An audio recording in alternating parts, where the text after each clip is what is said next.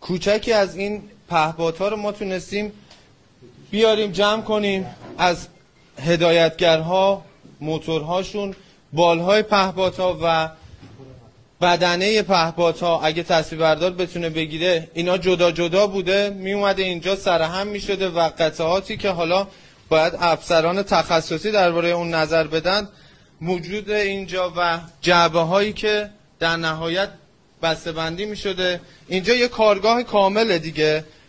الان اینجا درسته جام سانیم تو 3 طبقه ما دقیقاً این انبال رو تو طبقات پایین هم داریم که تعداد قابل زیادی از این بالای پهپاد هستش و این بدنه پهپاد و حتی اینجا ساختم جناب سرنگ انجام می شده، یعنی قالب‌ها تو قالبگیری می شده داخل این دستگاه ها و داخل این قالب‌ها. الان طبقه پایین ما اصلا کارگاه داریم، کارگاه و میزای ساختشون رو داریم که الان اونجا هم 2-3 تا پهپاد آماده برای ساختم داشتن که میگم این لطف خدا بوده، این لطف دعای خیر مردم عزیزمون بوده که بچه‌ها تونستن این عوامل تروریستی رو، این اموال ازشون کشف و ضبط کنن.